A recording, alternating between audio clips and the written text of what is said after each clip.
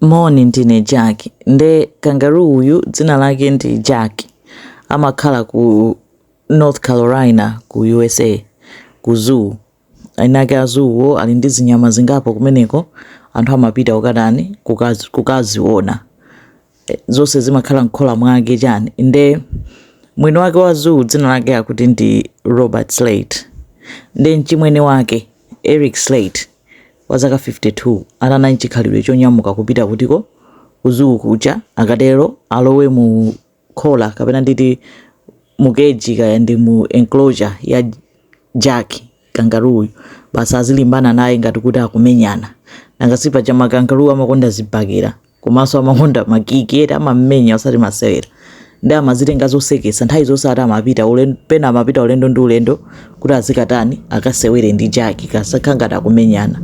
Nde anapezeka kuti pa 10 May ananyamukanso kupita kutiko kumeneko.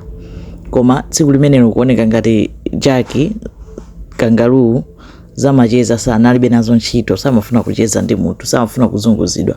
Nde panalibe anthu ena ayi. Eric analowa mmene muchangwamba afuna kuti azitani azikokana ndi Jack. Koma fati Jack sizimansangalasa anapezeka kuti anamenyedwa koopsa. Anapezeka Eric Slate anapezeka atafa. Atapwetekedwa atavulazidwa koopsa anammenya mpaka nakumupha.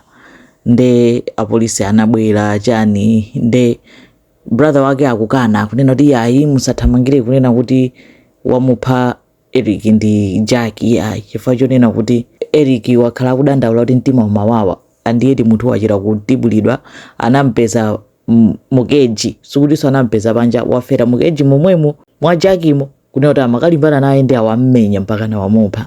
Ndani nati ayi musathamangire kunena kuti wamupha ndi Jack mwina wafera zina chani ampange ka Eugene autopsy.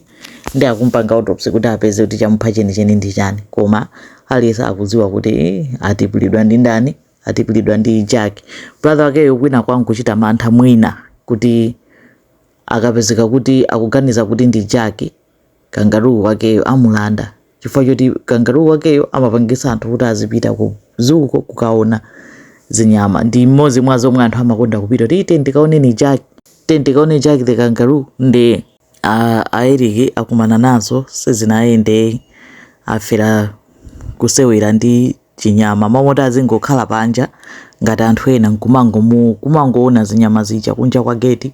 Iwo amaona kuti alowe mmene mwazikakokana naye Jack yo ngati kuti ndi pachi friend. Imeneyo nde nkhani ina yangochitika sabata yathayi mukani madzulo pambana.